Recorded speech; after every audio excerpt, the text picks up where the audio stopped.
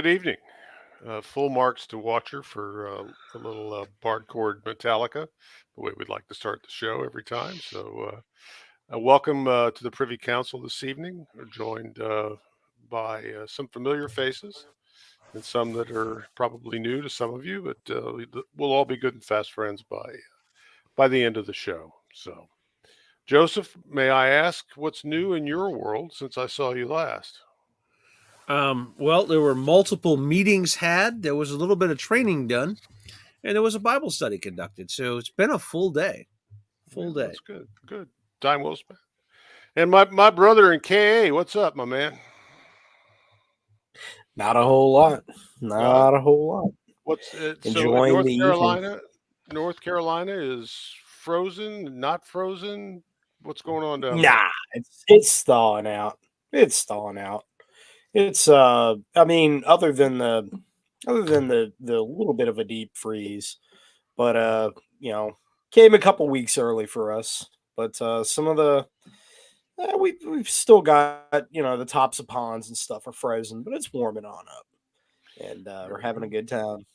Well, then I'll introduce the member who's been fighting the winter wars, I think, up in South Dakota. So you've experienced, I guess, though, a 50-degree rebound as well today, huh? Low to high. We have it today. I think the high was 49, and Yeah. a week ago we were minus 27, but with wind chill it was closer to minus 60. So yes, and if my voice sounds a little scratchy, it's not because my gonads have just dropped. It's because I caught a bit of a cold. So Yeah, a lot of that going around. A lot of that going around. So what, gonads dropping or getting colds? I don't know. I Just can't ask. speak to gonads dropping.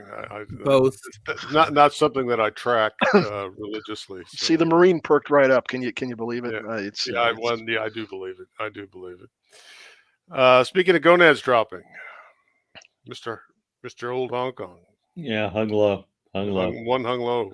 Yeah.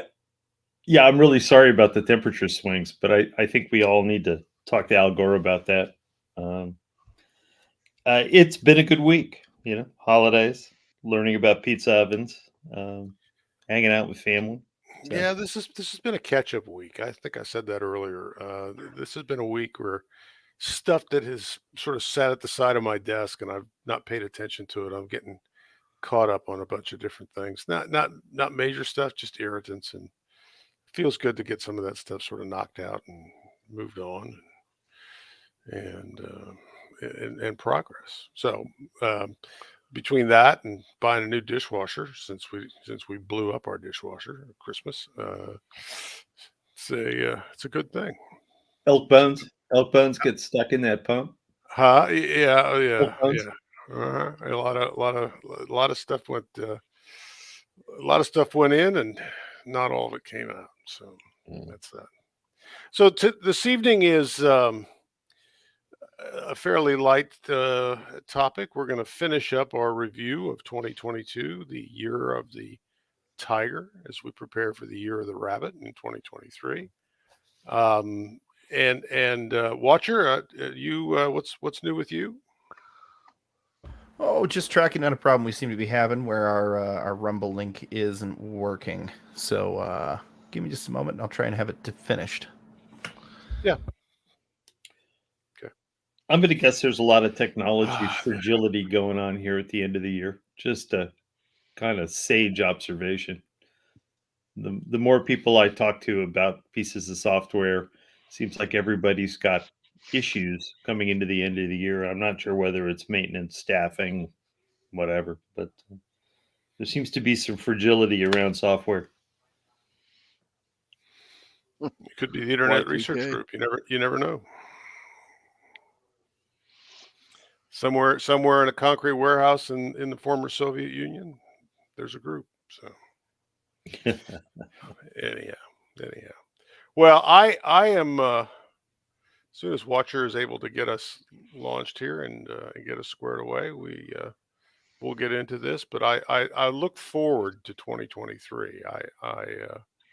I'm happy to put 2022 in the rearview mirror, and although my expectations for 2023 are muted, I think, at best at this particular point. But we'll see what we can divine in terms of what the powers that be have in store for us in 2023.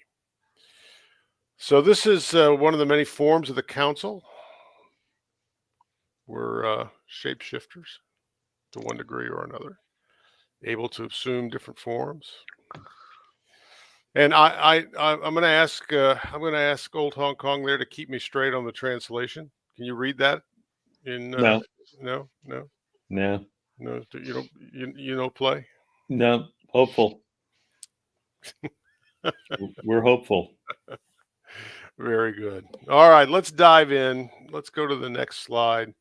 And we left off with domestic politics last week, and some of this may be a little bit of a as previously seen on the Privy Council, but I do want to talk about this because I think it's this sort of straddles both domestic and a little bit of international. But I think it really is this is what I'm really scratching my head about. I understand what's going on with Ukraine. I understand what's going on with other things. But what I don't understand is how is it that we're sort of walking sort of contently into the apocalypse from both a domestic perspective and also those folks who seem to start off with a lot of sort of energy with respect to leftist agendas that just sort of fizzle out. So and my observation is that the GOP, and we talked about this a bit last week.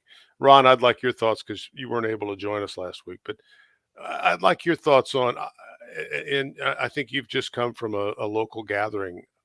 In my estimation, I think the GOP is sort of an empty vessel at this point. I don't know who it is and what it stands for, and I certainly don't see any unity in it and its ability to get things done. And that's up against a pretty consistent coercion element to get execution on the Democrat side. We keep talking about centrist Democrats. I don't think there are any centrist Democrats. How's it look from South Dakota? You're muted. Sorry about that. Yeah, centrist Democrat. That's the unicorn in politics. It certainly is. But yeah, the local meeting was basically we had a small, and I'll use the 6th January word, insurrection of people that wanting to overthrow the existing Republicans. And it became pretty clear to me the various candidates that were put forth by this insurgent group, if you will. They were more interested in dogma than they were in pragmatic solutions. South Dakotans we're pretty pragmatic. We don't, we got a lot of challenges here, and we don't need to be worried about some sort of thing that I read on social media that makes the people in some of the thought centers, the quote unquote conservative thought centers, feel good and things like that. So we heard little speeches about voter suppression, voter fraud, this and that. We're all looking like, yeah, but that doesn't pertain to us here in the county, or even the way we represent ourselves within the state legislature. So they needs to say they failed miserably. But it was just an interesting thing. They live in their little social media echo chamber, and they think it means something, and so I don't know, but it's a symptomatic of it. Although I will tell you that our 2 U.S. senators, Thune, McConnell's deputy, and Rounds, a former governor, both voted for that gargantuan omnibus whatever piece of shit bill that indebted my great grandchildren, I'm sure, if the country survives that long. And a lot of people, just talking at coffee shops and around are very disappointed in that. And it's not because of dogma. They say it's not pragmatic. It doesn't uphold to Republican values, but I digress. I have to say that I've been so disappointed with Thune for quite a while now that but he dresses well. God, he looks good in those $5,000 suits. Yeah, I understand all that, but his tenure in the Senate started with quite a bit of hope. Oh yeah. Well, he beat Daschle. I mean, he beat the former Senate Majority Leader, who hasn't returned to South Dakota since he lost. So, what does that tell you? But so yeah, Thune shows up for political events in his right out of the box packaging of uh, uh, Flint. What's it? Fiston, Flinton, the really high end hunting outdoor wear, Wilson. and yeah, Filson. Thank you. And and it's all. I mean, this guy, I think he has stock in starch companies because everything's like super starched and ironed, and he tries to pretend he's a man of the people, and it's like, dude, really, give it up. Just admit it. You're a creature of Washington. So And where's home for him in South Dakota? Because he doesn't fit anywhere that I'm familiar with. it's he's on east of the Missouri River. South Dakotas, we're kind of split between um, east and west. The Missouri River being the divided line. So West River's more uh, frontierish, I guess is Mm, a polite way of saying it. right. And East Rivers, where all the more urban centers are. We've got Chamberlain, Mitchell, of course, Sioux Falls, which is the huge, largest city in South Dakota, and it's a blue island surrounded by a sea of pink. And then we got Watertown and Aberdeen and a bunch of other places like that. So and then on the west we only have Deadwood, Lawrence County, where I'm at, and then of course Rapid City, which is a pinprick of blue in the midst of all this. But West River's more red than everything. But the and then the problem is that we always talk about candidate not viability, but authenticity, or getting good candidates to run. So Thune had two primary opponents this last primary season, and both of them were, I mean, like, really, dude. I mean, are you on a 24-hour pass from the asylum?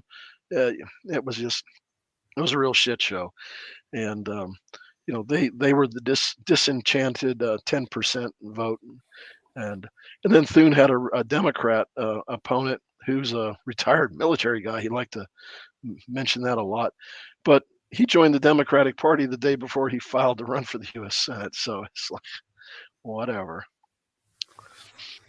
So we didn't have any choices.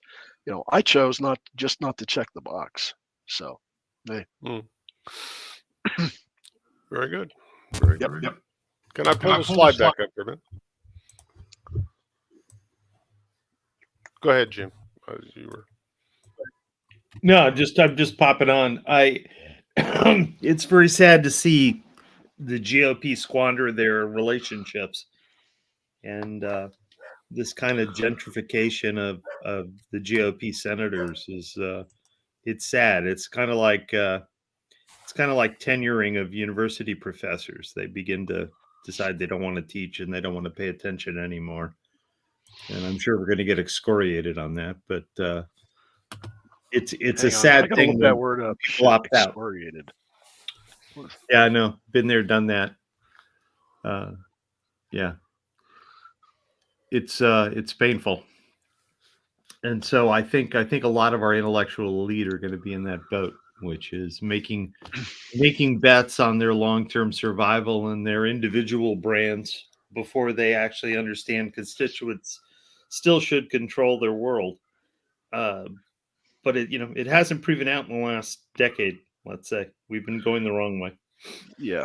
Well, as a former Republican candidate for office out here, and I'll use that excoriated word. I'll be excoriated, then reborn, and then excoriated again.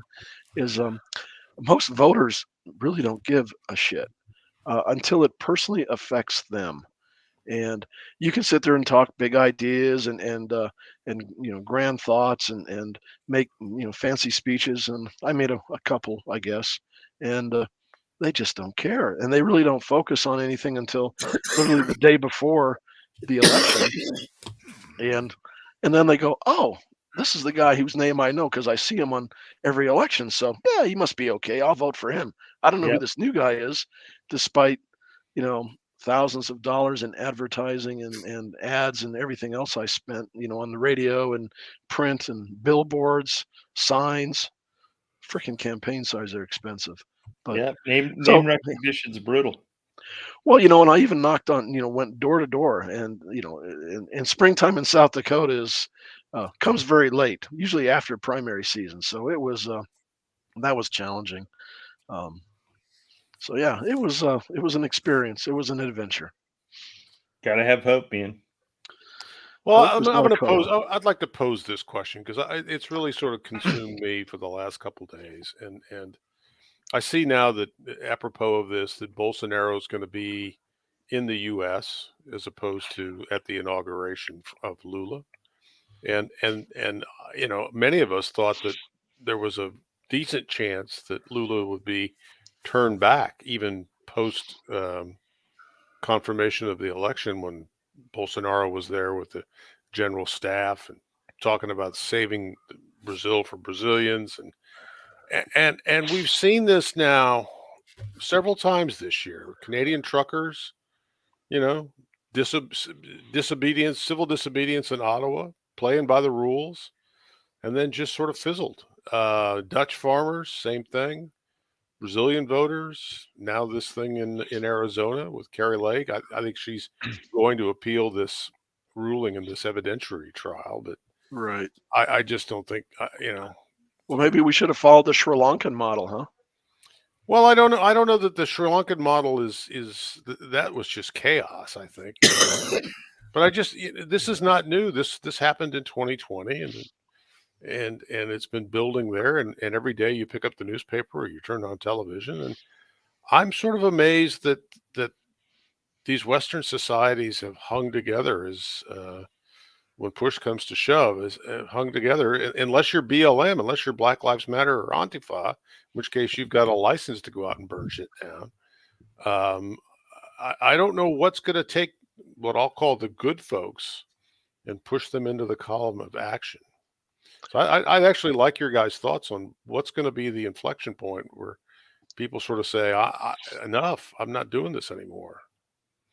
Is it going to be when, one of their family members is hauled off or named in a conspiracy against the governor of Michigan or something along those lines? Hey, careful. I'm just saying. Well, Joe, what's going to push people over the edge here? I think that it's not going to be until people start losing jobs and people start losing family members, like you mentioned. It has to become personal because right now, when it might actually have some impact, no one's willing to get off the couch and do anything.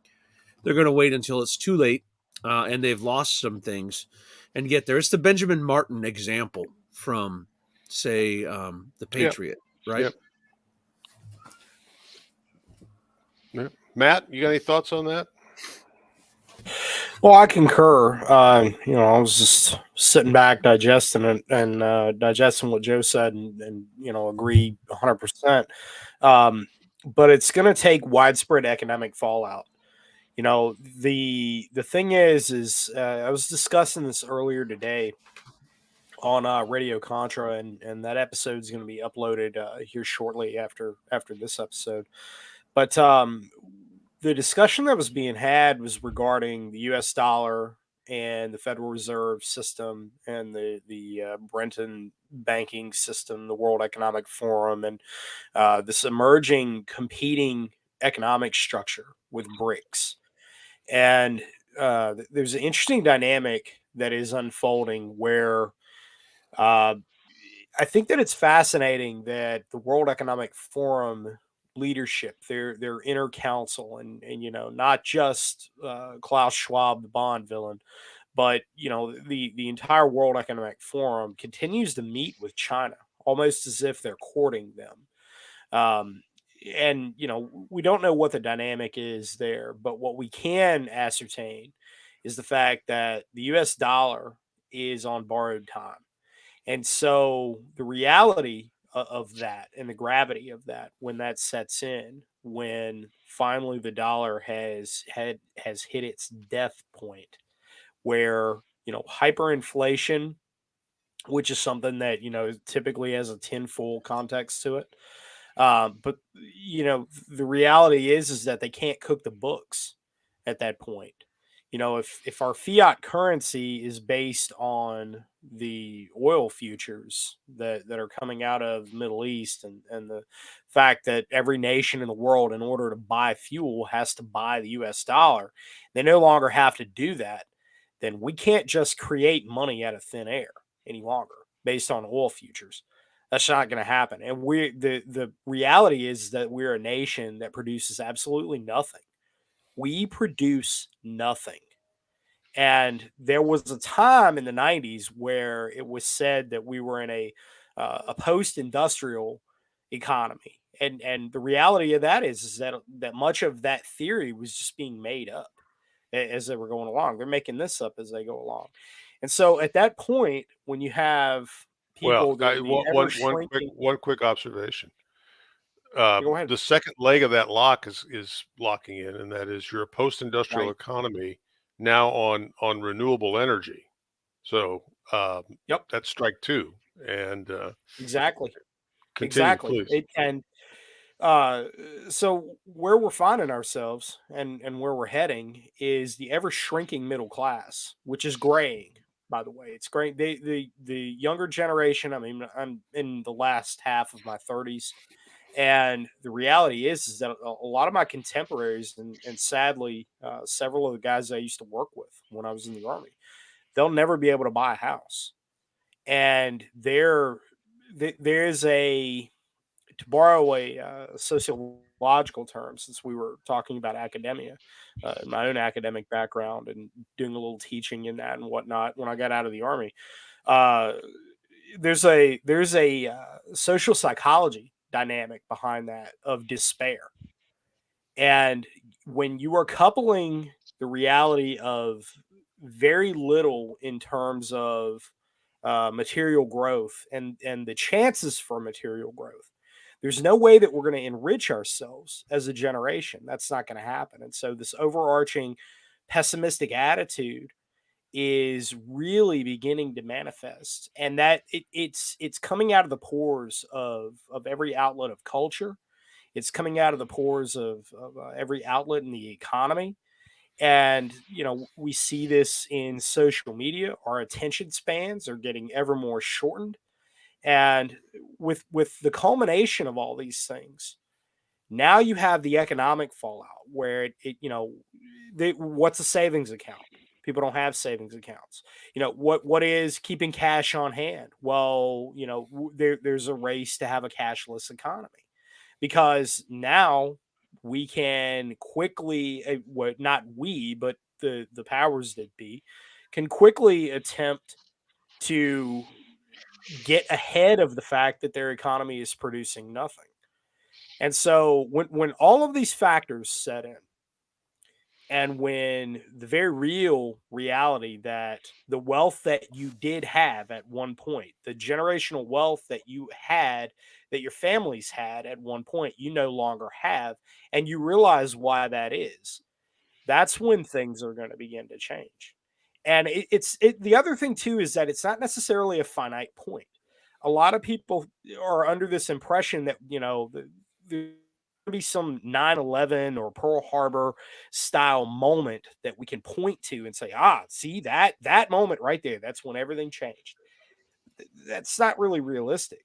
We're never going to have, I don't think, that moment. Now there may be events that occur in the future that we can point to as, well, that was when the avalanche really got triggered right there. Like, I don't know, maybe the sinking of a carrier, which I think is a very real possibility. And if something like that were to happen, or we sustain major losses, World War II level losses, where you lose an entire, we'll say maybe an entire company on the ground in direct combat, that would be a shock of a very high magnitude. That was something that was expected in World War II and in Korea and even in Vietnam. The early days of the Iraq conflict, we had casualties that high, and look how catastrophic it was politically. Now you fast forward that 20 years, but the point of all this is that these are all inflection points. The economy is central to it. There will never be social change so long as, Ron, what you were talking about in South Dakota, most voters don't care so long as their bank accounts not interfered with.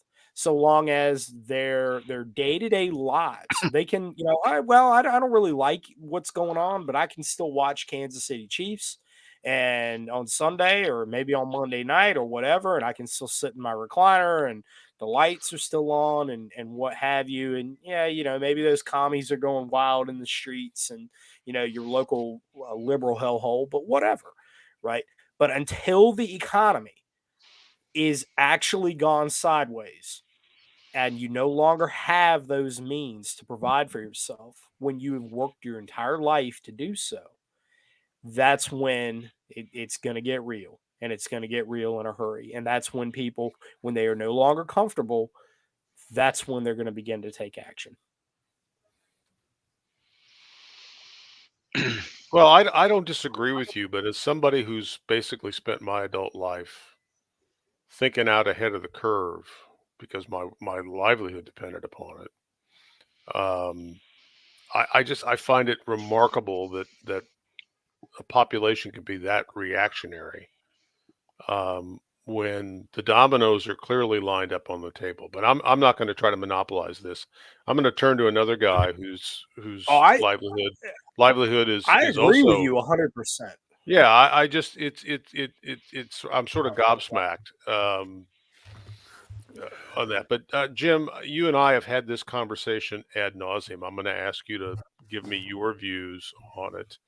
I think I'm not going to try to put words in your mouth, but you've been a bit in Matt's camp, um, thinking that this inflection point is further down the line than I have. In some ways, I'm amazed it hasn't happened already. But then I was thinking about the Tea Party. What happened to the Tea Party in the Republican Party? And that was going to be a big wave change, and it sort of got absorbed, and the energy got dissipated. But Jim, tell me what you think. atrophy. Huh? Motivational atrophy. Yeah, motivational Yeah, atrophy. And I'll never have a beard like Matt's. Matt, awesome beard. And Matt's spot on about societal failure to kind of be part of the system, the program.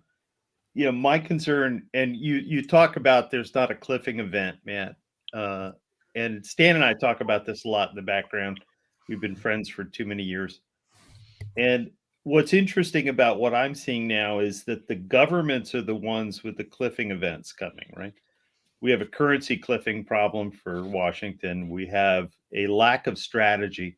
In my world, the lack of strategy is because they don't see a path, right?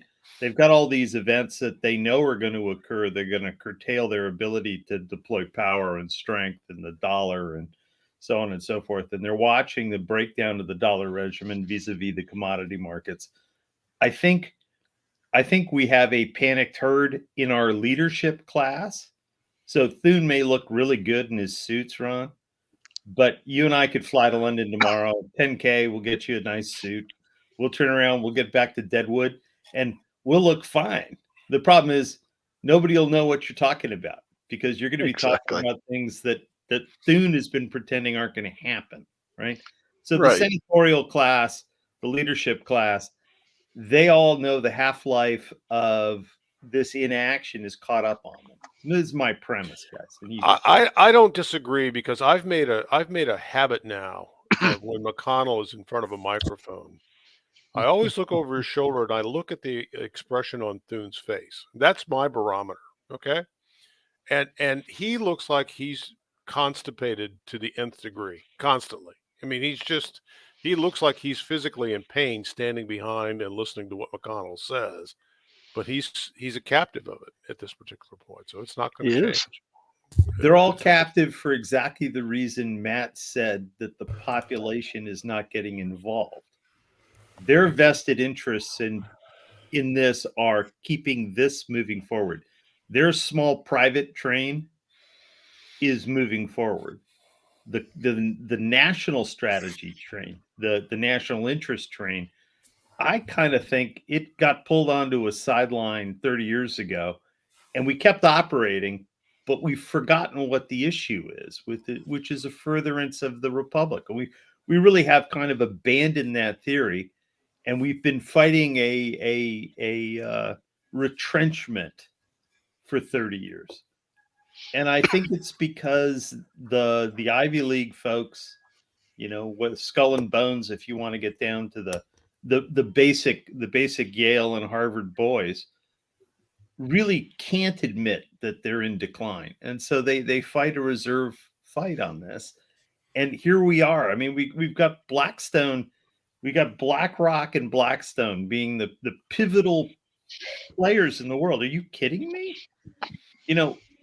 We've got the New York Milk Toast running interference for us. Well, Philadelphia and Milk Toast.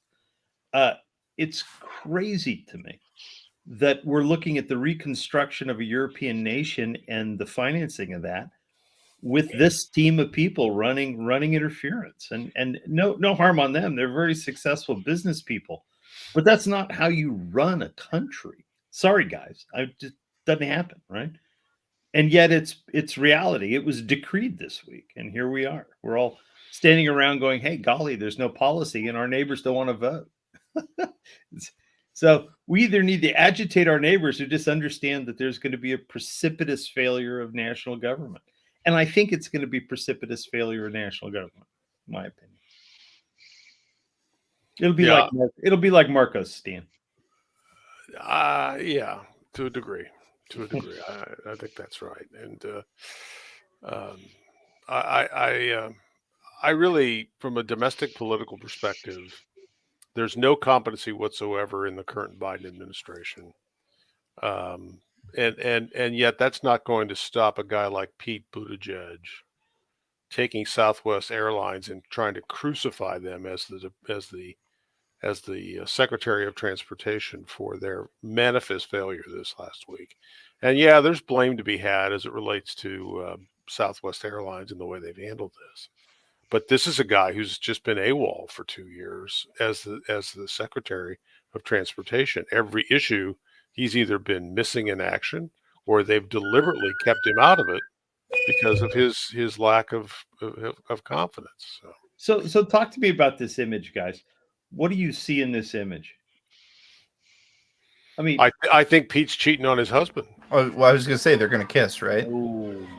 I can't. This is an unnatural, mature male image. There's something wrong with this. That's why it's there, is to make that point. No, but this is the tarmac in Phoenix with Clinton, right? This is interesting. This is that senatorial behavior where people tip in and they have these quote intimate moments. This is the kind of stuff that just gives me the heebie-jeebies, for a technical political term. It sets me off,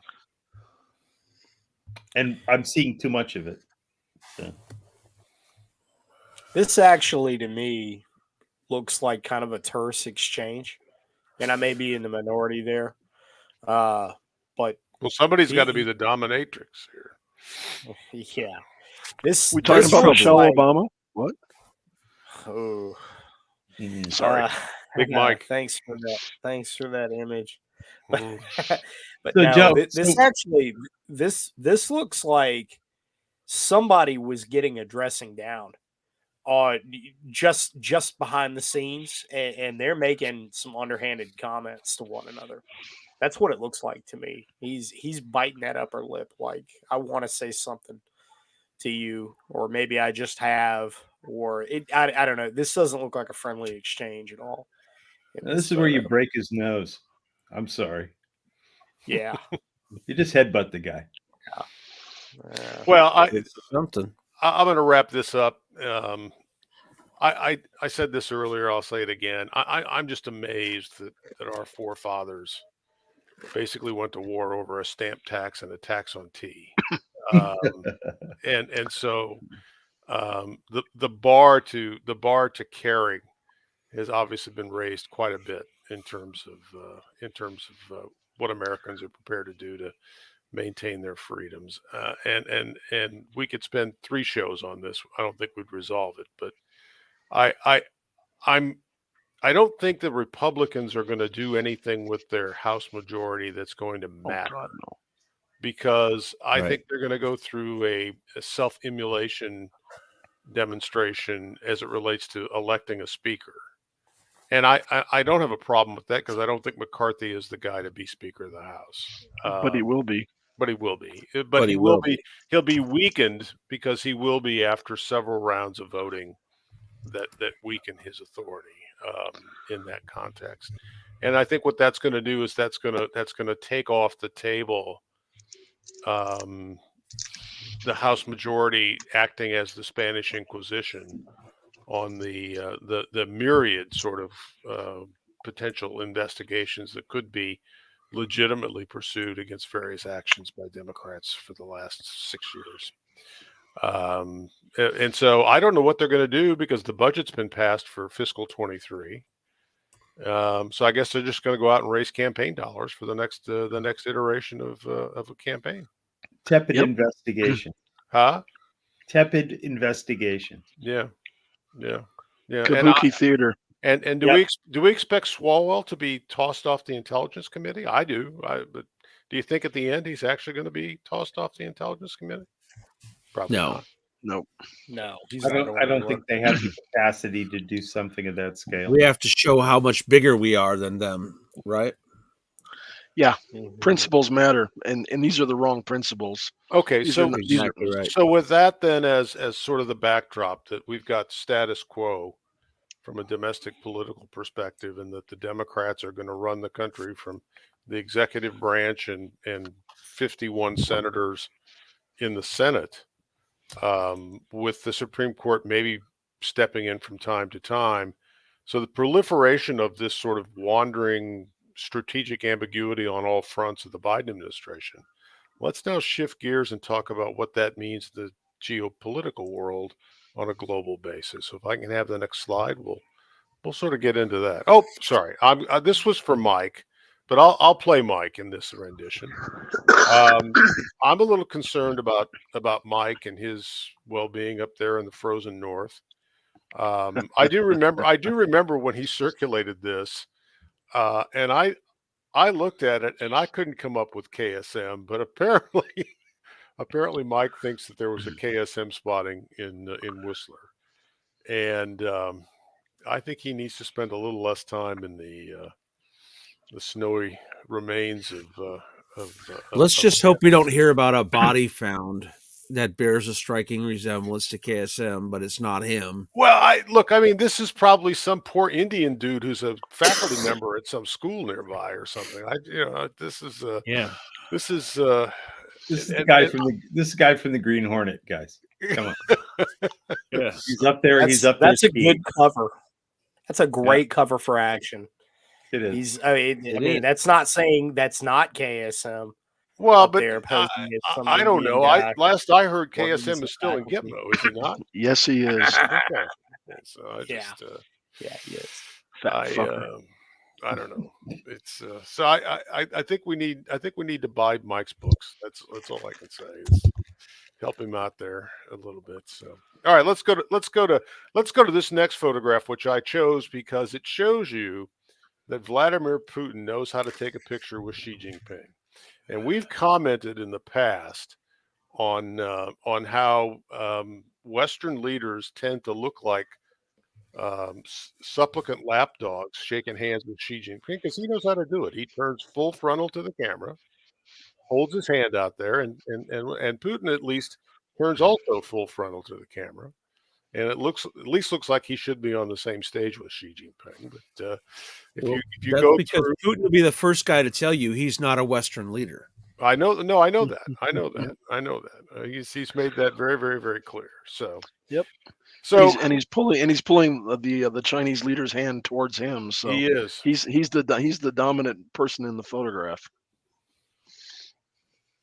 But if you go back and look at the ASEAN, I think it was the ASEAN meeting or the APEC meeting, where Xi Jinping looked like a cardboard cutout at each of these photo opportunities, and everybody else looked like they were afraid to ask, to take his daughter on a date or something. It was not power politics by any stretch of the imagination. So we're going to end 2022, and there doesn't seem to be any real cracks in the new Eurasia axis. We've got China and Russia and Iran and and increasingly Turkey. And today there was an interesting development that broke sort of late in the day, particularly given the time differences. But apparently, the Turks and the Syrians were sitting down in Moscow at the behest of the Russians to try to Yeah. bring some end to the enmity of between the Erdogan and his neighbor to the south, the Bashir Assad regime.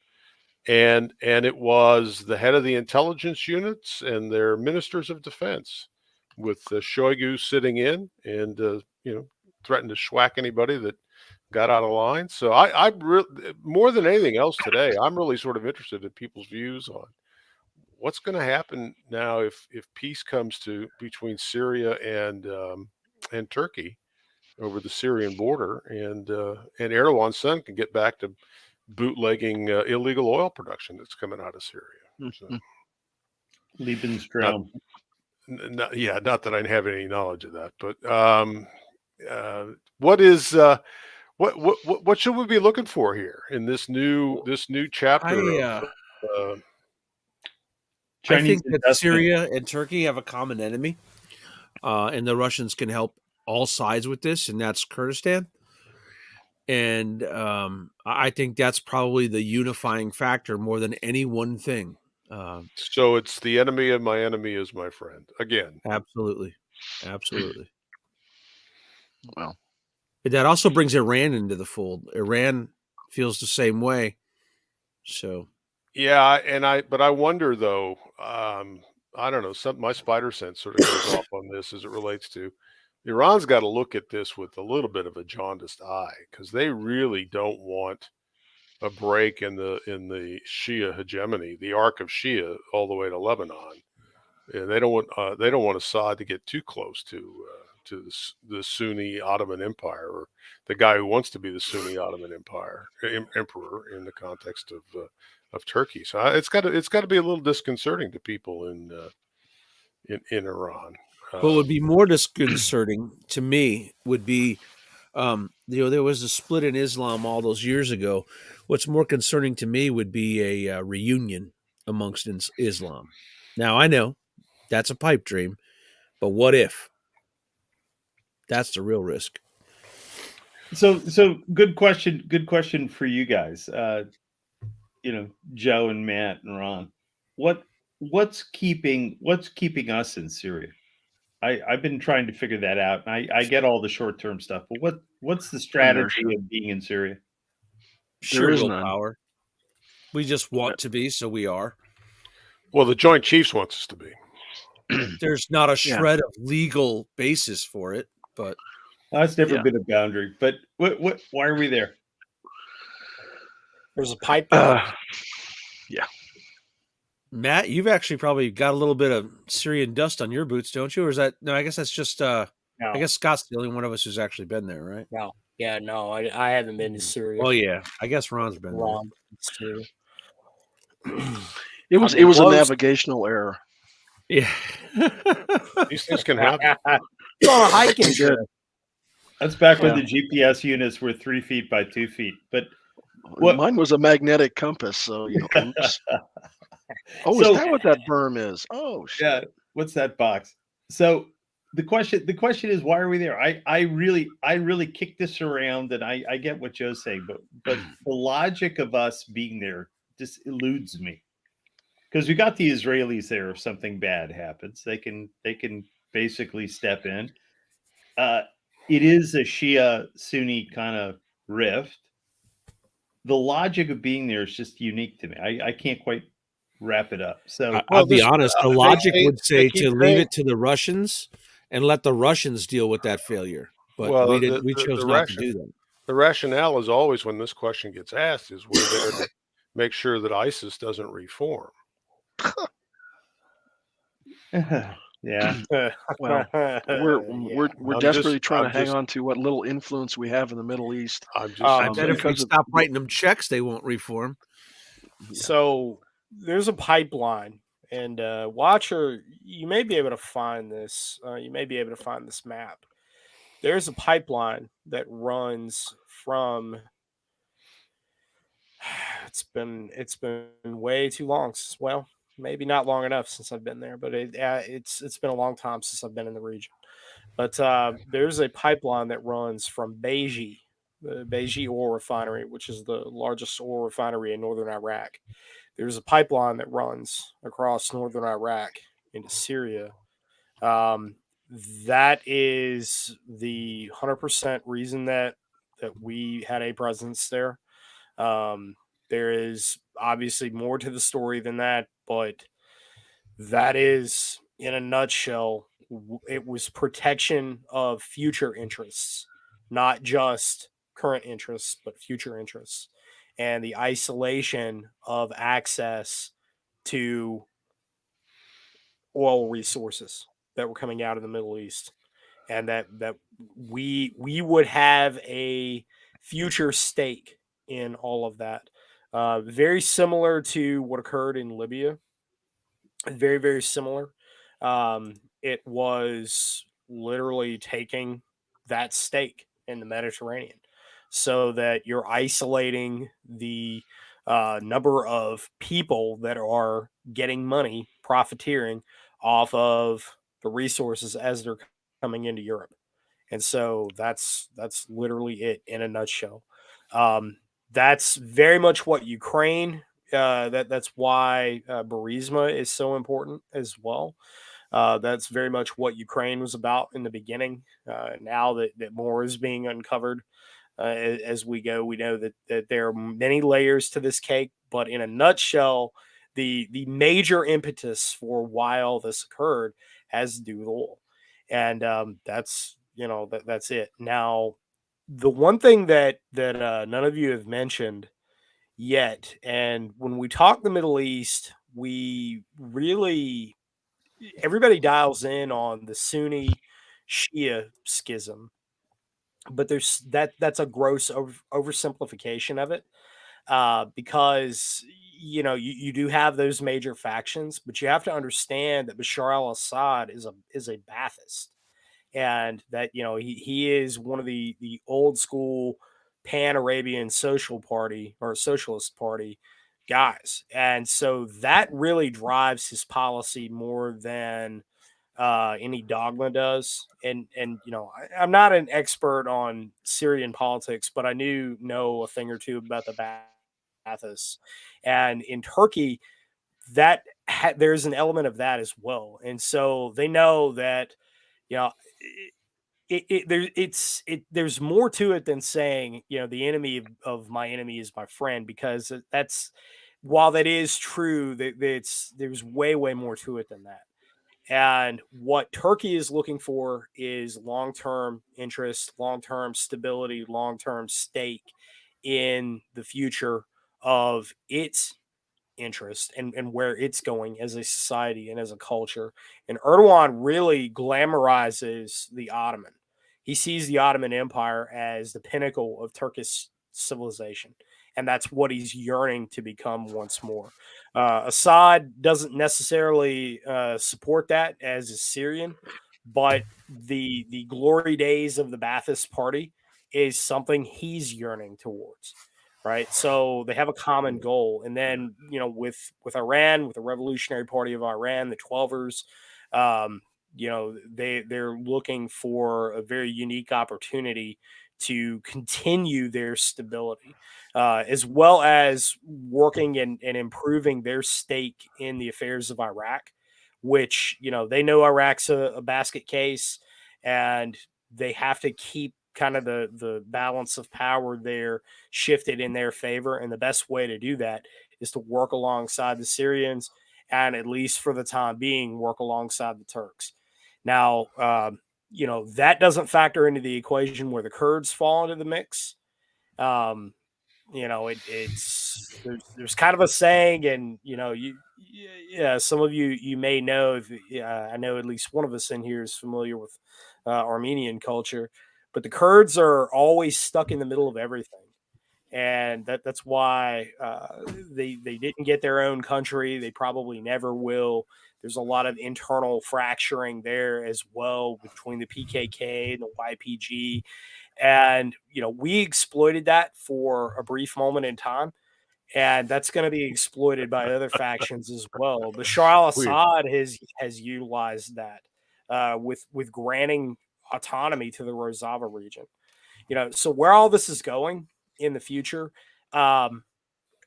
it's certainly going to be interesting to pay attention to it, but understand that at the end of the day, everything revolves around money, and that money is flowing through the ground, and a lot of it has to do with Beijing. Yeah. I just my response to that is I don't know why we have to be the guarantor of the European power supply. We've basically got into a conversation with somebody earlier today about we're once again stepping into the breach. It's been 80 years that Europe has been a dependent on the United States, and do we get to tax them? I may have missed that memo that Can't even get them to pay what they agreed. That's great. Well, they're buying the F-35, Stan. Well, that's a fucking tax, that's for sure. So Matt, really good observation. You may pay in more ways than one. Oh no, yeah, Matt, good observation. I think this whole thing in the Middle East is treasury driven. I think this is all about currency and monies, and it's the legalistic obsession of the U.S. government to stop what they describe as transnational crime money. And transnational crime money is anybody moving dollars without our expressed interests. And the Turks got way out of hand. Bashar al-Assad clearly got way out of hand for years. The North Koreans do. But the Middle East is migrating away from the dollar. So I think there's this terrible fear that if we give up that pipeline, it'll just allow for this development of an other than dollar regimen. And they'll slowly move off the dollar and play with the dollar the way they but want. see, that's going to happen. That's happening. Yeah, no, I agree with you. But that's why I keep saying we don't have a strategy. All we have is this delaying action that's going on, right? I just sense this incredible delaying action. And it's why it all appears so reactive instead of long-term and strategic. If you came to the American people, if you came to Ron's constituents and you sat down with them and said, hey, look, this is going to get ugly while we clean it up. We're going to do our best. They'd probably respond better than having a guy like Thune come in a pretty suit and say, hey, y'all, how y'all doing? Here's some signs, here's some buttons. And by the way, this is my phone number. It's my 202 number. Give me a call if you got anything you need me to do. I think we're losing track of what's strategic and what's politically imperative. And I'm probably not the first person with these prognostications, but I really get the feeling that we're at a critical juncture here where we got to get our strategy in order. And I just don't see it. I don't see anybody who even holds themselves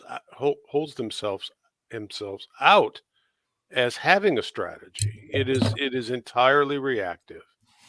And look, many of you are going to be tired of hearing this, but that's tough. I'm going to say it anyhow. And that is, I don't want to hear about our strategy for European energy security when we don't have a strategy for sovereignty of the United States. Okay?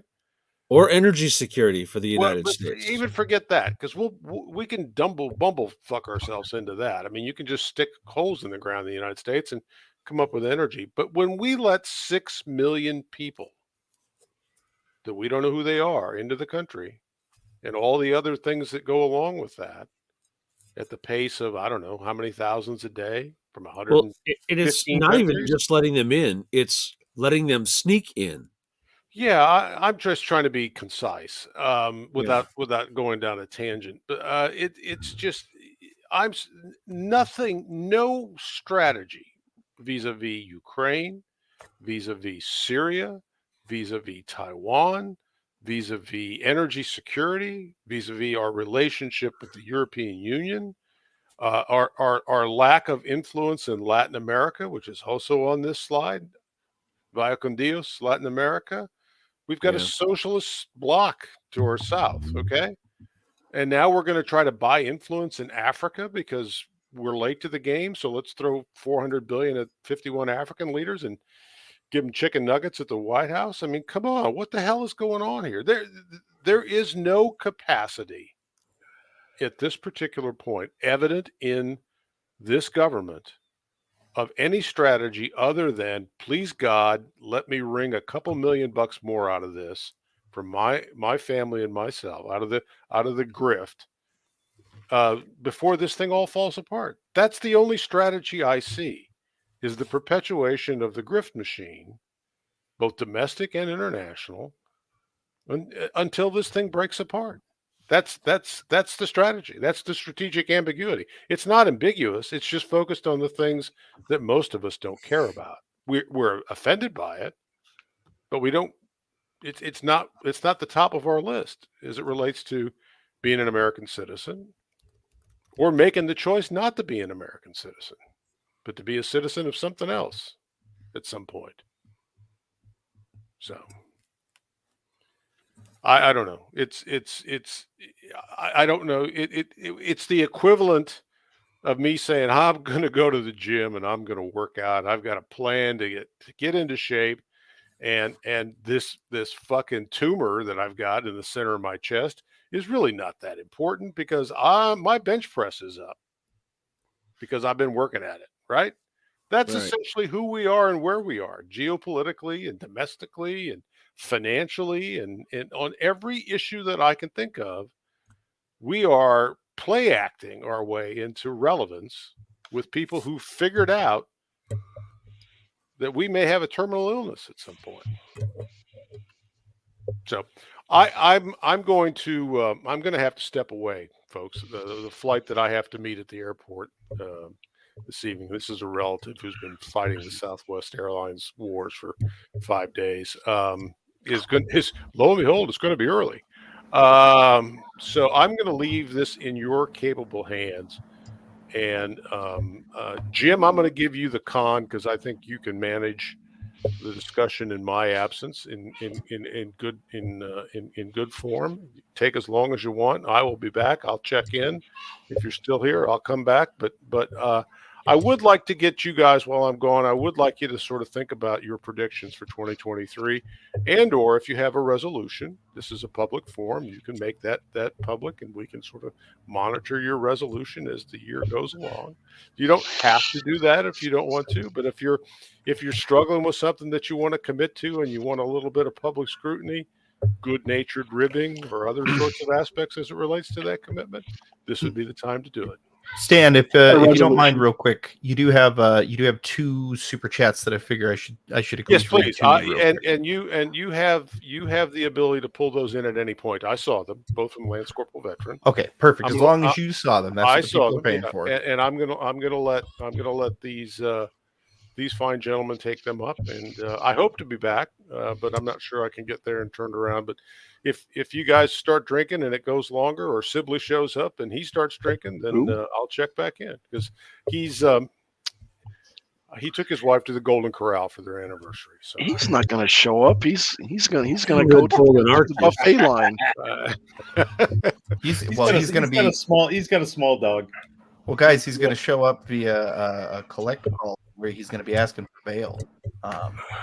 Well, I'll let him tell you all, but I do know he and I have been talking today, and there is some news and some progress on a alleged sequel. So I'll let him tell you. But I hope he. Yeah, I don't want to be a co-conspirator in that. You tease. Yeah. Joe's a big tease. I don't want to get pulled into the class action suit that's bound to result from the lack of a sequel at some point.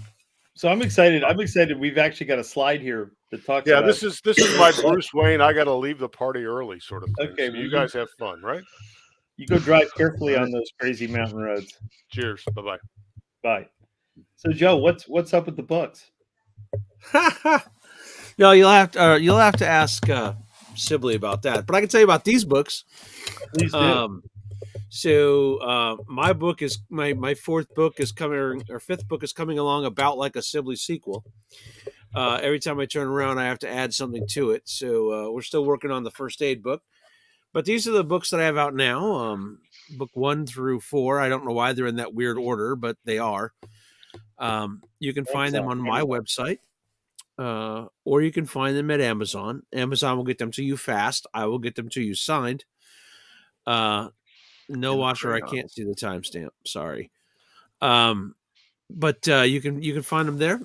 They will help you get a little more prepared for troubles that are coming that we've been talking about. And we're going to be adding in the new year some classes, and we're going to be adding some things. Matt's been harassing me about classes, so we're going to get there. And check it out. There's some articles there. I wrote an article about winter preparedness in light of the people who obviously didn't turn on a TV in the last 3 weeks and found themselves in the middle of a snowstorm in Buffalo with no supplies. And it's somehow all of our faults, and we should let them. It's the first time it's ever snowed in Buffalo, Joe. The first time it has ever snowed in Buffalo in the wintertime. I know. I was talking to my dad on Christmas Day, and he was like, "Why are people acting like this? We live in Michigan." I'm like, "I know. I don't get it, but it's crazy." Well, anywho, apparently, though, update on that Buffalo situation, they are deploying military police tonight to kind of seal off some parts of town to stop the rioting and looting. So. Well, as long as they got the good gear, keep them warm, I'm all for it. You know? And for all you people who keep telling me people don't riot and loot in the cold, guess what? They sure do. They just do it quickly. Yeah, exactly. Yeah. So the tactics are a bit different. I was explaining to some European guys a couple months ago. They were talking about climate change, which they tend to beat me up on climate change all the time because I'm a stick in the mud kind of carbon's not going anywhere guy. And hooray! Exactly. And I was pointing out to them, I said, look, we used to run ice boats up and down the Hudson. I said, people used to do ice sailing as a recreational sport in the winter. And it was for extended periods of time. And I said, that went away decades ago. I don't know anybody who's ice boating these days on any of the lakes, on any of the rivers. So we're talking 100 years ago, people did this. What changed? I don't know. But given what I'm seeing now in upstate, we're going to cycle right back into one of these cold snaps. And I think it's going to that's exactly right. Yeah. Nobody's prepared for this kind of stuff. You just got to be agile. You got to be prepared. And it goes back to reading and preparing, just having knowledge and keeping a hell of a lot of firewood around. Keeping firewood around because someday the power's not going to come on. One day your neighbors will run out of furniture and it'll be terrible. Right. That's all right. I will. So over the horizon. Oh yeah, well, no, don't go there, man. I'm already low. So over the horizon, guys. Let's start with Joe. What are you seeing? We kind of got into this, but let's start with this. Where are you seeing hope, Joe? Let's get happy. Oh, hope. Oh, I'm kind of the wrong guy for that. That's not really my shtick. No. That's why you get handed that bag. I think that for hope, I do see a hope in the awakening of the American people. The reminder that the promise and the and the freedom that is America is being eroded, and I see some hope that folks are waking up to that. Some of these election shenanigans have pointed it out, and we've even got the New York Times pointing out a couple of things that are a little sketchy as far as your rights. They're saying, hey, maybe the Patriot Act wasn't such a good idea in all of that. And you know what? There's a little bit of hope there. So the American people are waking up slowly? Yeah, I think so. Ron? I don't think the American people are waking up at all. As some of you may know, I substitute teach occasionally and in high school here. And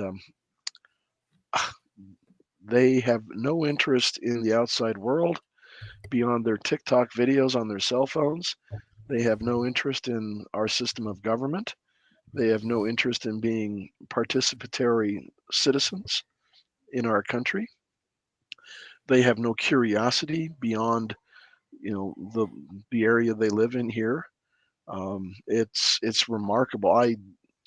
It shocks me every time I walk into a classroom and I start talking to them, and I'm teaching a geography class or something, and I start telling them like, yeah, they're, this is pretty cool. You do this and that. And they go, you've been there? I go, yeah.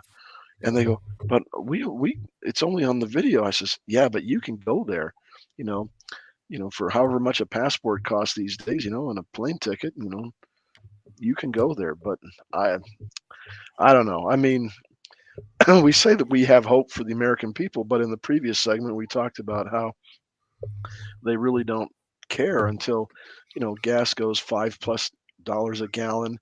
Um, they're not allowed to work anymore, or they go to the grocery store and there's nothing there, because of what, a rail strike, uh, transportation shortages with semis. God, and when you finally can find a dozen eggs, they're an outrageous price per dozen. It's people are not gonna. But then the thing is, okay, so now they're all dissatisfied, and they're all gonna run to Facebook or Twitter or wherever their social media, you know, whatever they Jones for on social media, and they're gonna complain and they're gonna bitch and they're gonna like, oh.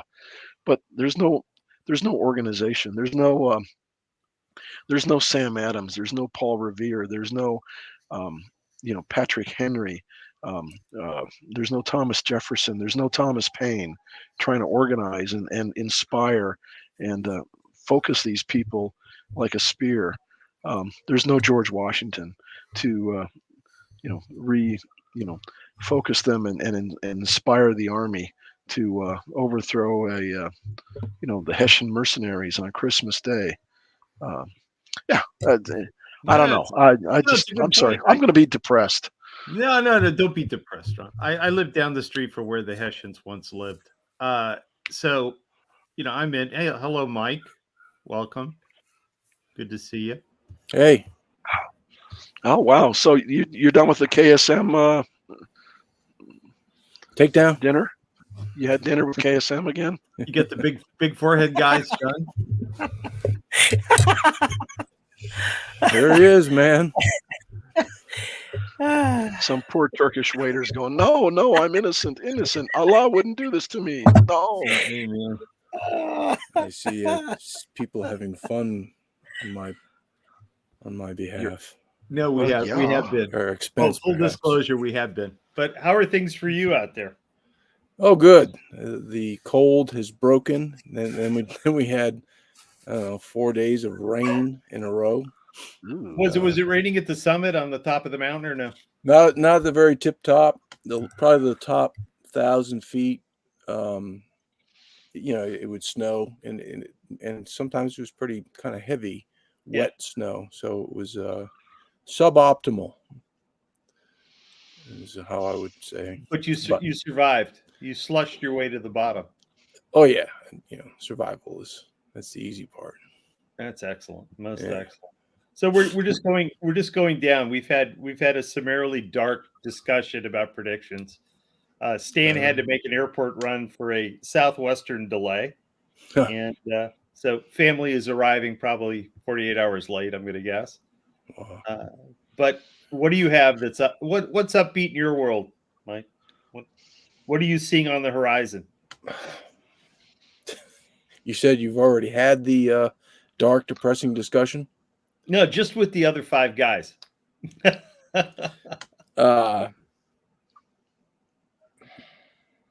Jesus, I don't really have anything good. I keep reading stuff. Back to Turkey and Iran, and Stan had mentioned something in an email. I don't know if it was discussed at all. We'll go there. Talk about it, because we did talk about it, and it's the Turkey and Syria kind of. Yeah. Again, to me, it's not a surprise. I've had my eye on these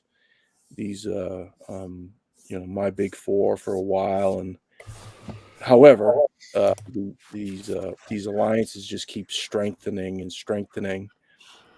and I don't see any counter move on our part that one is effective, or even see a counter move on our part. So I don't know. To me, it's not looking good for the home team. I don't think Americans, as Ron was probably saying, unless they're at an absolute backs against the wall in horrid position or something, we don't seem to want to do things in our own interest at the very top priority. It's quite mystifying. And we don't tend to want to get agitated too soon, and it does seem to be a pandemic. well, we get agitated about the wrong things that really, in the big scheme, are just not the priority. But that's what kind of rules the day. And I there's probably not going to be any change to that anytime soon. Even if there's a change in administration in 2024, and I won't even begin to predict who the hell I think is going to win. We've got to do something. We've got to do something very, very take a hard turn and get our mojo back. And kind of waiting. I had somebody say something to me about 6 months ago. He said, Jim, you get too involved in the intellectual arguments around this stuff. Just understand that there's going to be a precipitous event. You just have to be prepared for the event. And what I found interesting about that is it's so contrary to the way I've operated in my 60 some years of existence. I've always tried to kind of read the horizon and things. And one of the things that I've gotten better at as I got older is looking at the horizon and just being prepared, just trying to figure it out on how you respond to any risk instead of all risk. It's just a different posture. And so you can't intellectualize your way out of a lot of this stuff. So point well taken, Mom. So Matt, we've let you be quiet for a while. You soaking any of this in? Of course. Yeah. There is one thing that I want to point out that my previous diatribes might have came across as dark, and I'm not a pessimist at all, at all, and that's what propels me in much of what I do, and why. I was in academia, kind of the early phases of a career in academia after the army, and was doing well with that, and didn't had no plans of getting into the whole training realm, or like all the tactical stuff or any of that, because when I left the army, that was that. It was a career that I had, that I very much enjoyed, but I left. But I began writing originally because it was a creative outlet. It was, I was very disappointed in what I was seeing. The Obama administration at the time, I was somewhat convinced at the time that he, there's a likelihood that he may not leave office. And what I saw as the coming somewhere between fascism and communism, but certainly the dystopia of 1984. And so, what can you do as a person? What difference can you make in the world? And so, what little bits that I could do with my knowledge and some limited experience and what have you, what can I offer the world? And it took off like a rocket, and was it was so successful that I didn't have to continue on in a job that I was increasingly not liking. And then it 7 years now, doing this for 7 years, it's been really incredible. So I'm not a pessimistic person at all, and I don't think that you can be a small unit leader and be a pessimist, not an effective one. I've met some guys who were pessimists, but I don't think that you can be. You can't be a leader if you're a pessimist. You can't look your men in the eye and say, hey, we're going to go on this patrol, but we might all get schwacked. Like, okay. But I think we're dealing at a very different scope. Competent plan. I'm a competent leader. Um, Anyhow, go ahead. Small team leadership, squad level, platoon level. Things are very different because they're very, it's very close to the bone. Right. You see the immediate effect of making poor decisions, and you're Exactly. punished with death. Right.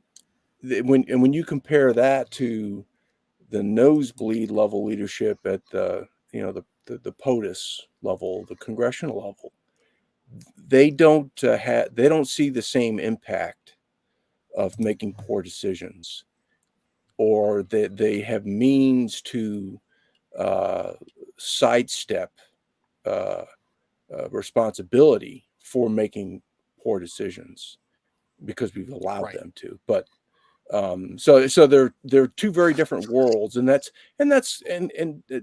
anyone that's been in the military for a long time, or any kind of organization, most people prefer to be working at that small team level because they don't have to deal with that 100%. bullshit that's at the high level. Right. They're not distracted with that. And I very much think you're exactly right, as always, as your mountain of experience, and just an honor to be in part. But that's why everybody desires to work at that small unit level, I think, is because of that optimism. Where I was going with all of that is that there is many things to be optimistic for, and I think one of the big ones is the development over time of parallel economy, and that's where we're headed. We're in many ways we're already there, and this is something that I'm working on another book right now on signals intelligence. And after that, I'm going to be doing a book on HF communications specifically, but I'm going to eventually do one by the end of the year. So my New Year's resolution is to kick out the next two books on communications, but then I want to do a third one on underground economy. And based on basically the people that I've come across in the 7 years of doing this, and kind of making observations of how people live. I live in a fairly impoverished region in North Carolina. So how do people exist? How do they live? It's not enough to talk about, cash only economy and whatever. Well, how are you going to do that when, Klaus Schwab and the people at the levers of power say that we're going to live in a cashless economy? And a lot of people are very willingly headed towards that because, how many of you out there use your card rather than cash for most of your transactions these days? And that's a very high number. So everything from how do you as a person live somewhat clandestinely, I would say, in an underground economy. How do you get food? How do you barter for food? How do you I saw someone in the comments mention the halal system overseas, which is something I'm very familiar with. And, we say overseas culturally, it is here in the United States as well. How do you do that? We talk about precious metals. All right. So how do you conduct transactions with precious metals? And it's a series of vignettes of, for example, in one part of central North Carolina that's not very far from me, there's one of the largest flea markets in the state, and it's all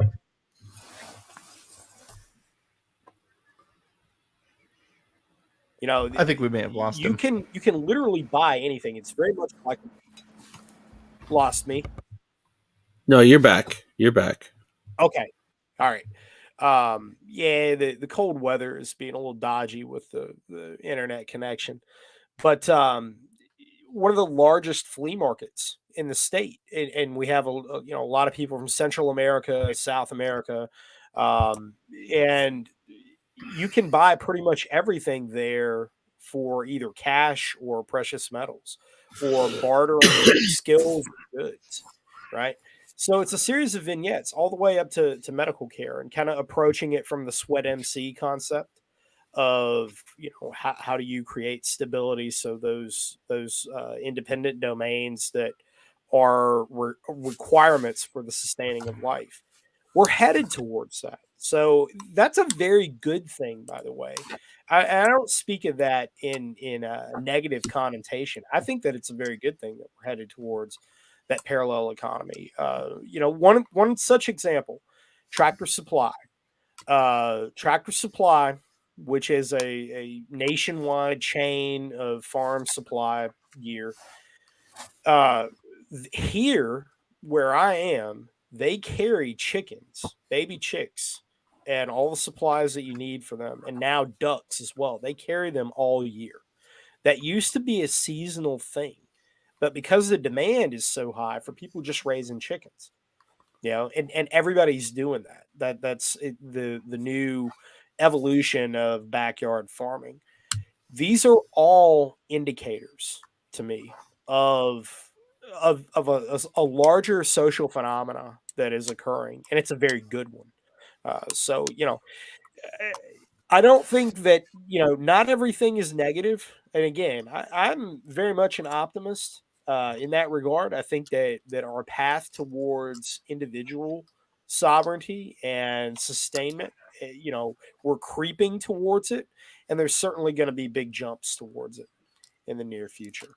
I think so. Anyhow, You're making a good point, man. I mean, what I found, and this is just an observation of my peers and some of the younger people I work with, they defer this decision. They're like, that's not my, that's way above my pay grade. I don't want to talk about that, right? So, but as a citizen, when you transition to becoming a citizen, you have to keep it in mind. And it goes back to Ron's observation, which is, you go talk to constituents who are going to be voting. They're kind of lackadaisical. I'd really love to see folks like you and folks younger than you get more active and just go out and become part of their community and try to help where they can. I mean, I think this decision not to participate is kind of an active thing in the community, and I think it's gotten out of hand with the young people. I think the young people really need to get more active in their community in a aggressive and proactive way, not negative aggressive. Give you an example. I know we've talked about it. I think even Ron said it before. Stuff like school boards. Yep. Kind of building block, pieces of government, if you will, local level, whatever you want to call it. But you can have a tremendous impact on the course that, whether our school system goes down the dark side, or stays in the right lane.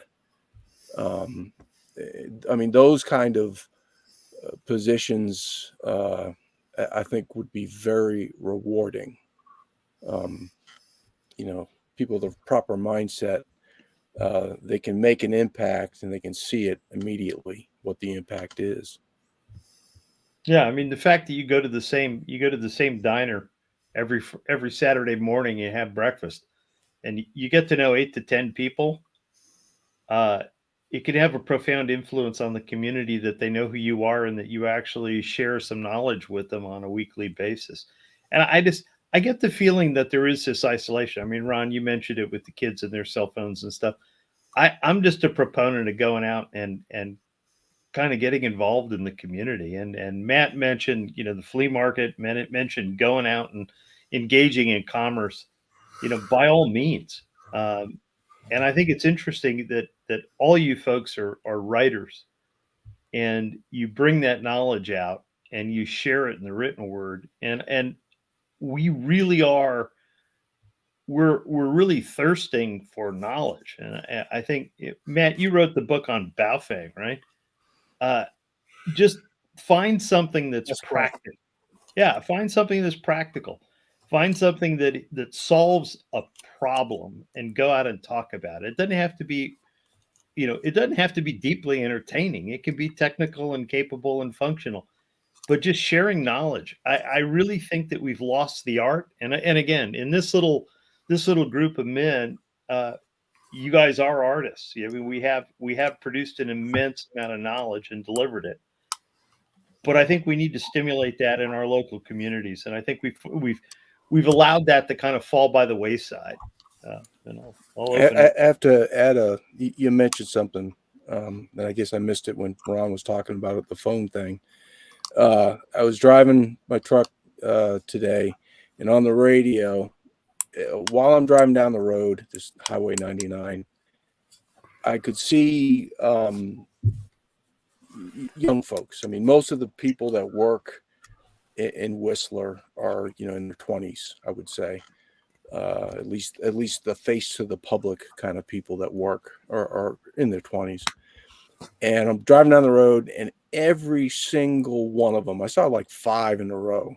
They're walking down a path, and they have their phone right in front of their face, and they're reading texts or whatever.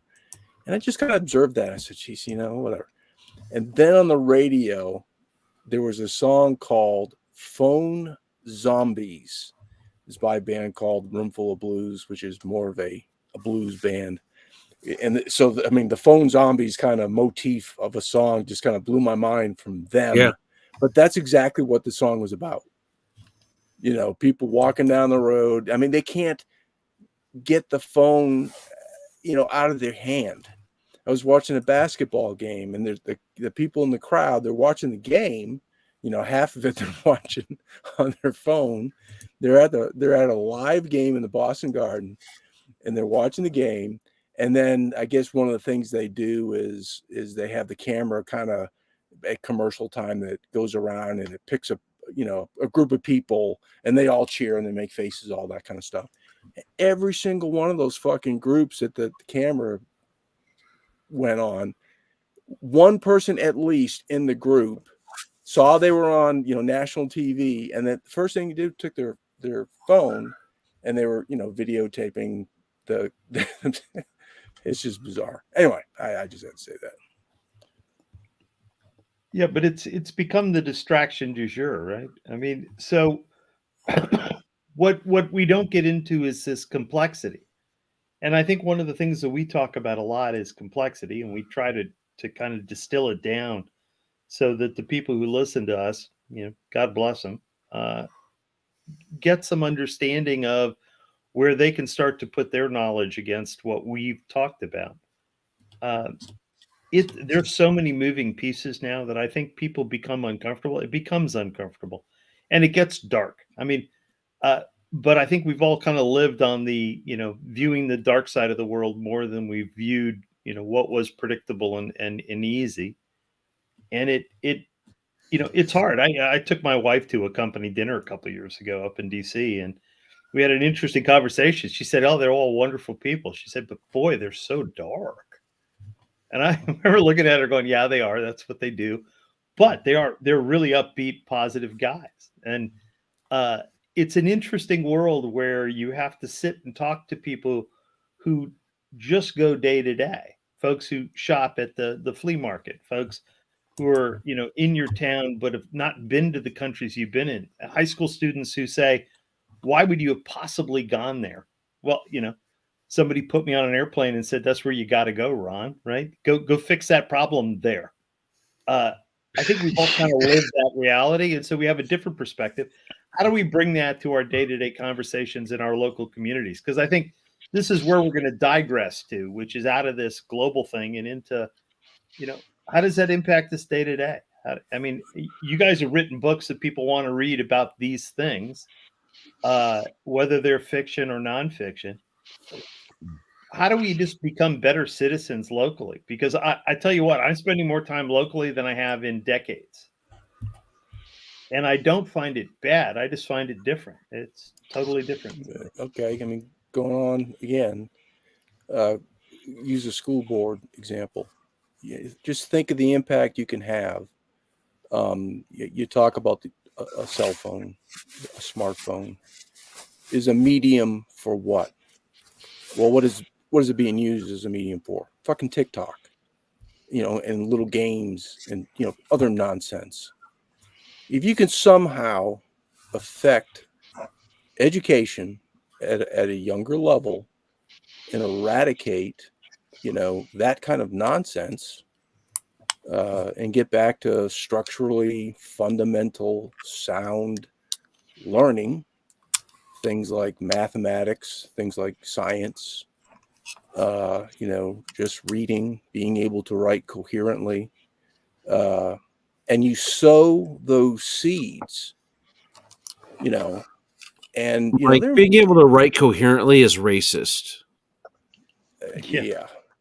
Like I said, you get to the school board and you eradicate bullshit philosophies that promulgate that sort of nonsense, which people believe.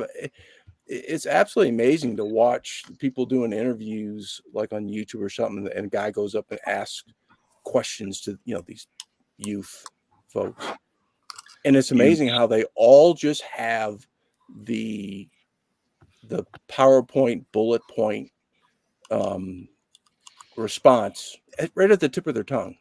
I mean, there's no thought involved. They've seen this, whatever, and this is the way to, talk about, gun control or abortion or, whatever.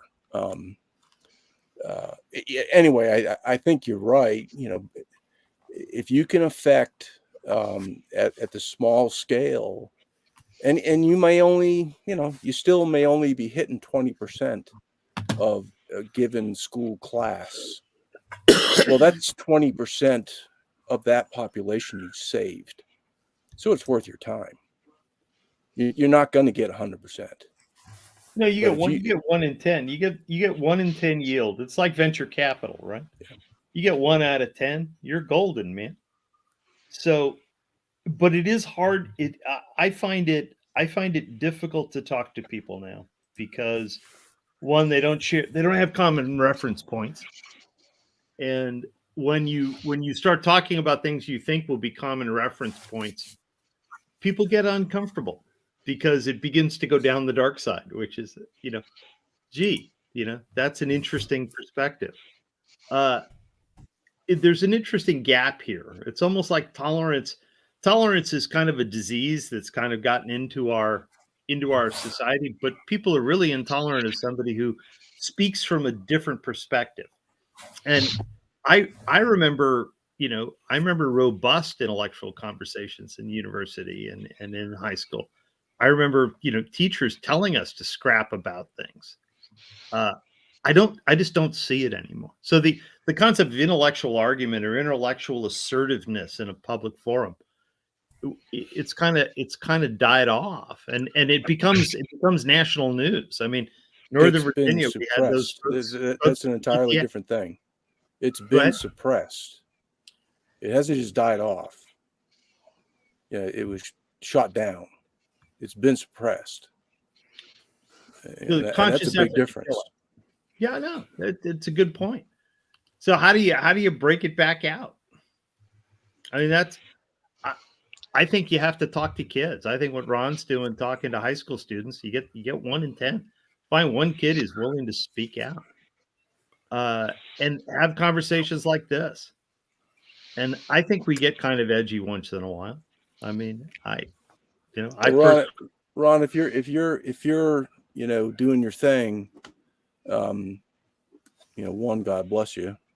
But that's really the way to look at it is you're planting seeds for growth, 10, 20 years down the road. Yeah. I hope so. Yeah. I mean, you're not, you might get a reaction from some of them. They might verbalize it. They might not, they may not be mature enough to be able to express, something, whatever. Right. But if it sinks in, and then it just kind of starts percolating in their own developing mind over time, it's going to be down the road. It's an investment. Oh yeah. And I see glimmers of hope when I come back to the same classroom and the same students, and they remember, some of the things we talked about last time, and they want to ask questions. And that's when the questions get asked, then I go, okay, now I've got at least one hook in. And and I just talk to them normal. And I mean, it's kind of funny. The kids go, "You're not like the other teachers." I go, "Because I'm not a teacher. I'm just a citizen participating in his community." And that just sort of, they go into that OODA loop of like, what is that? So anyways. Yeah, I know. Yeah, I'm actually here because I believe in you. Well, actually, I just do it to make bourbon money, but okay. Shh, don't tell anybody. Speaking of bourbon money, the world's most degenerate lawyer is in the chat. Welcome. Oh my God. Yes, he is degenerate. So what kind of bourbon do you drink, man? Pretty much any very good, no blends. Ron drinks the wet kind. Yes, thank you. You know, it's funny. It's funny, Joe. You should say that about bourbon, because my take on bourbon is anybody who makes a bourbon that has shelf space. Yes, it's okay with me. I drink the bourbon that they had at the store.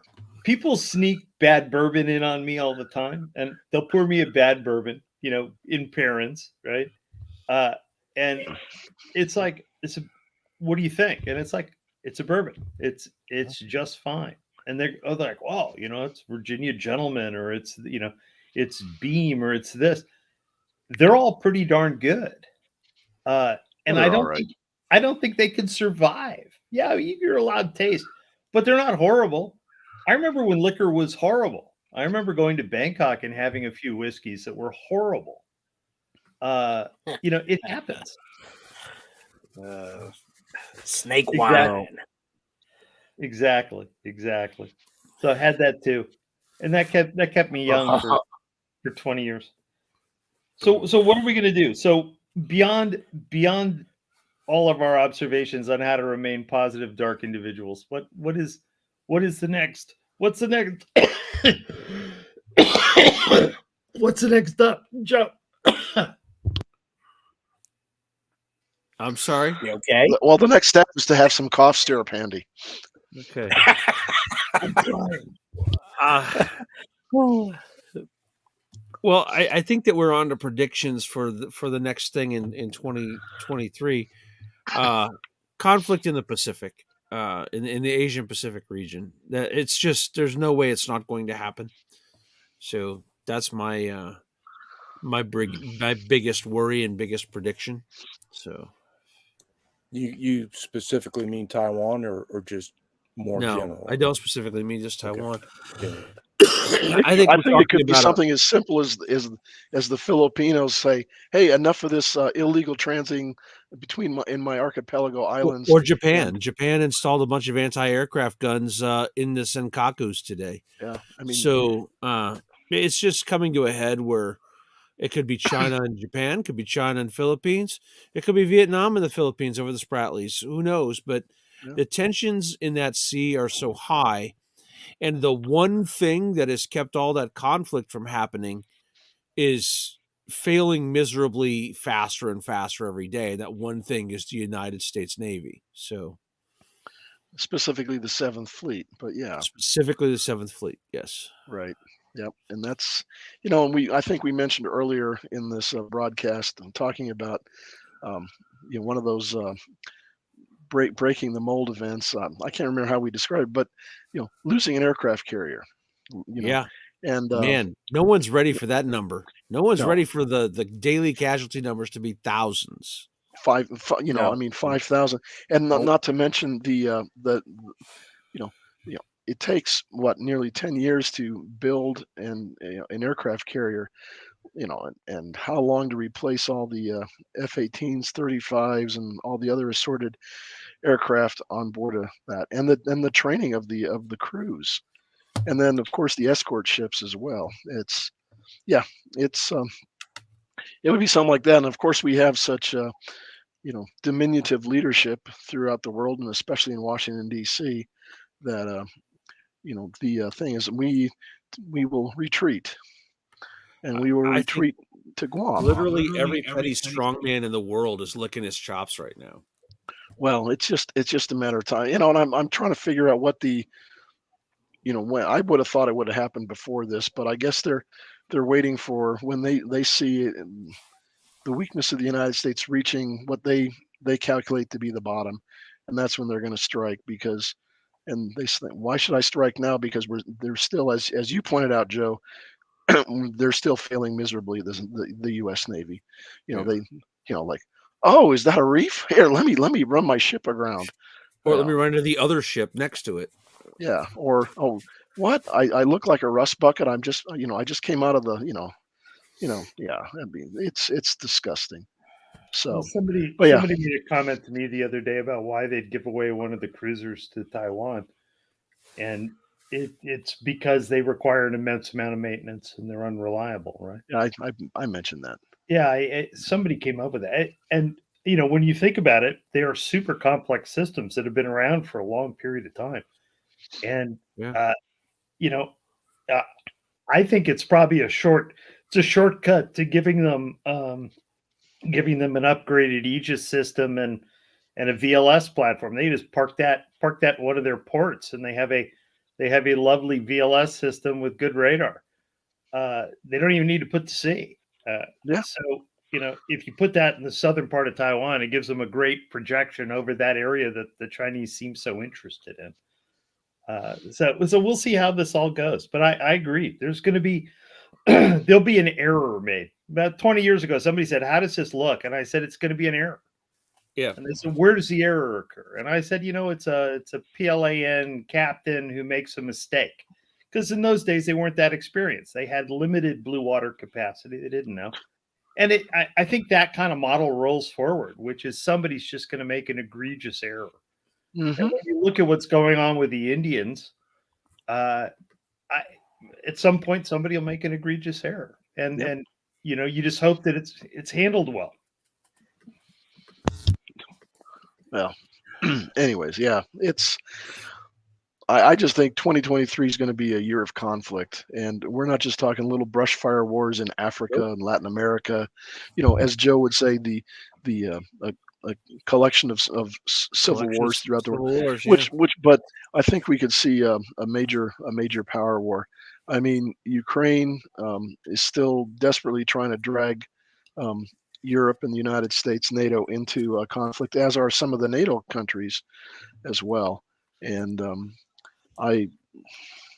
whatever, and then we talked a little bit about it earlier, Mike. The Syria-Turkey rapprochement that is going on in Moscow with the meetings of the defense and intelligence officials of both countries. If I was sitting somewhere in the Athens government, I'd be worried, because suddenly the Eastern Med is going to become a no-go zone, and that's scary. Iran is the regime is feeling a lot of internal pressures, and what's the tried and true method to refocus your population? Instead of internally on you have a foreign adventure. So they'll manufacture an incident in Bahrain with a large Shiite population, and that happens to be headquarters of the U.S. Fifth Fleet, and so something like that could happen. The Yemen civil war is still going hot and heavy. Somalia is still there, and all sorts of other little territorial disputes throughout the world. But yeah, 2023 is going to be a real sporty year. And the unfortunate thing is we have nobody in government, let alone academia or in the foreign policy establishment, writing for those very august journals, foreign affairs and whatever, that have any clue of what to do and how to stop the bleeding and focus on a strategy that will get us there. I mean, the last time we had that was this thing written by the containment theory from that was promulgated in the late 40s, and it took a couple decades, but it worked. And but we had Dulles? No, the guy who the John Hopkins School in DC, the Foreign Affairs School, is named after.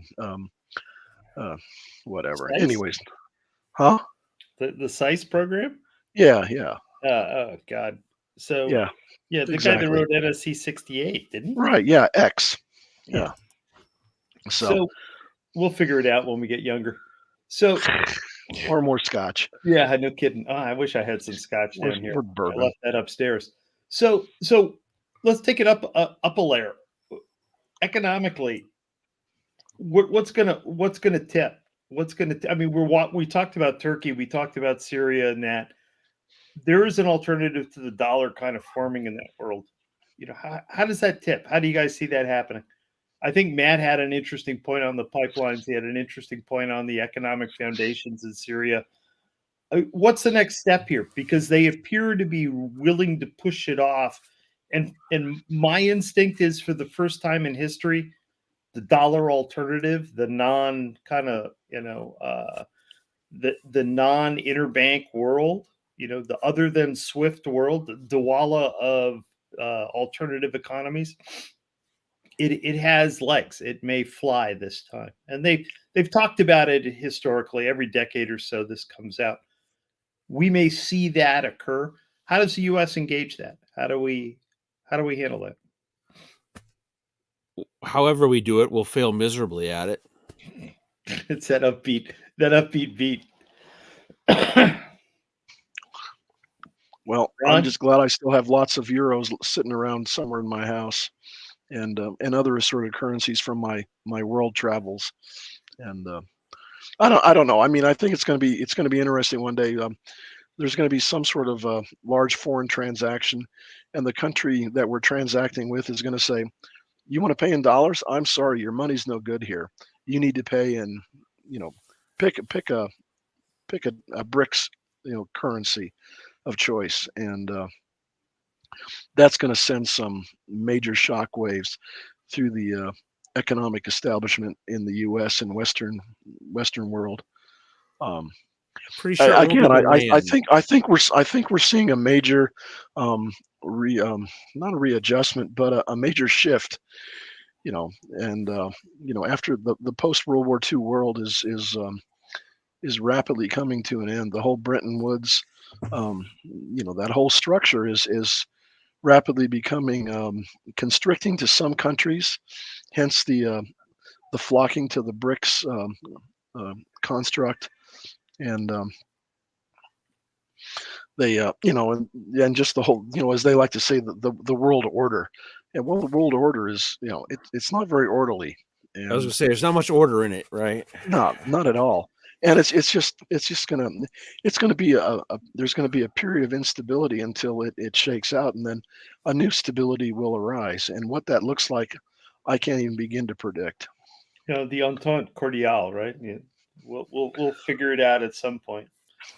Well, I mean, we had the Congress of Vienna in 1815, Metternich, and they decided how Europe was going to do it, and they really didn't have any major European wars. I mean, they had, the war of the unification of Germany, but those were, that was really localized, if you will, and everything else was external to Europe.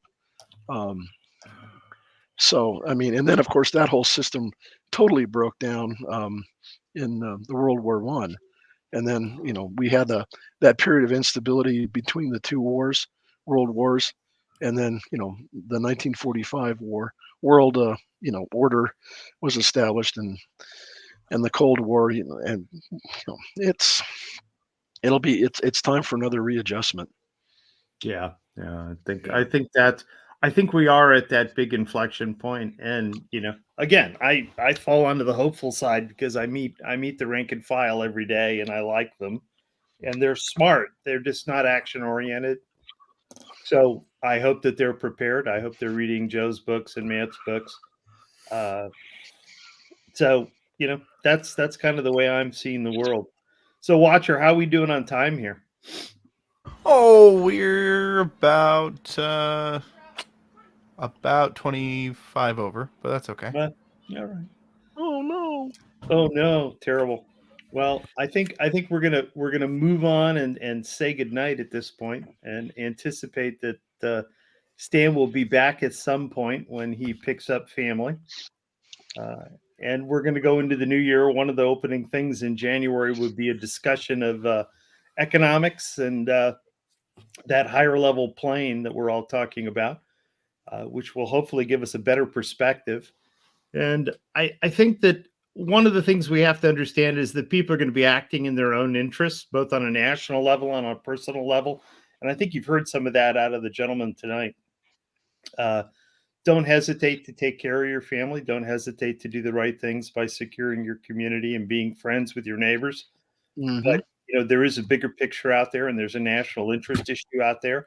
And keeping in mind that countries are going to be thinking that way, and some of them are going to be acting in a very precarious and aggressive way. I think that's going to be kind of the register for the new year. So let's go down the list. Joe, what do you think? No, I think you're right. I think that getting local is the answer, and I think that we're in for a very interesting year. So, Matt, what are you thinking? Again, we're in for a rough ride domestically. As the economic conditions continue to deteriorate, people are going to be waking up to that reality, but not to be overly pessimistic. On the other hand, we're going to see a lot more embracement of the alternative economic system. I would say since alternative currencies were brought up, people are going to start really looking hard at precious metals and the small divisible amounts of precious metals for day-to-day transactions. Nowadays people are hoarding them up really, and not really thinking about spending them, but holding on to them, and that's going to become a liquid asset, I think, in the near future. One other thing to look at would be the rise of goldbacks. So if anybody's not familiar with it, I don't have any sort of working relationship with them or anything, but people have paid for classes in them. People have sent some of them to me. I have one of them sitting right here. It's a very small amount of gold. It's one gold back is 1/1000th of a troy ounce of 24 karat gold. And so Utah, Wyoming, Nevada, I think there's one from Montana maybe that might be coming out soon. But these are pretty neat. It's like having a dollar bill, but it's that 1/1000th of an ounce of gold, and they have them in larger denominations as well. And it's something that it's interesting. It is actual gold. You can carry it in a wallet. I think that's something that is very viable, and it's not super expensive to get into. So Yeah, it's an all interesting. things. So divisible currency is an interesting thing. Most people don't understand the old concept of pieces of eight and why they existed. And you don't Right. want to go down to the grocery store and hand them an ounce of gold. So No. the understanding of how to actually be functional in an alternative currency environment is not a terrible thing to do. So Ron, 2023, Well, man. It's amazing you made it here, but welcome. I'm not sure how I should take that. Gee, Yeah, pretty gosh. good, baby. Uh, well, I intend to have the same discussion at the end of 2023, and then we'll see how poorly we 2040. predicted. 2040. Oh God. Yeah, exactly. Well, my predictions are that we will still be talking about the never to be seen sequel from Sibley, and I'm sorry, and I understand his problem. He wrote such a great first book It was a that good book. he's afraid of the sophomore curse, and things are moving so rapidly that just about the time he gets ready to send it to the publisher, and like, or it like, oh, I got to change whole chapters. So yeah, it's maybe you should just do it in a serial type version. That way you can always take the story somewhere else. We should In all take a shorter. chapter. Yeah. So, Mike, you're an author. Should we all take a chapter? To write for Mark? No, just to write something that Mark would use. I would tell you honestly, I would be very hesitant to do that. Be a ghostwriter for somebody because people just have their own little style, Yeah. and you can try to emulate it and fail miserably, and other people will know. They'll be like, "That motherfucker didn't write that." It'd be too truncated. Yeah, it'd be very difficult to do. So, what's your projection on 2023? Me? Well, I've got 2 guarantees. I guarantee I'm coming back to Whistler next year. Excellent. For another little vacation here. This has been fun. So I guarantee that, and I also predict I will start writing my next book in January. Probably I'll start writing the 15th of January. So those are my all these other things. I just have dire thoughts. We're just kind of slipping, and we just don't have the right guidance to bring us back onto a trajectory that keeps us on the top. So I think what Ron was saying is about there very well could be a change of command in the next 5 years, and it's not going to be one I like.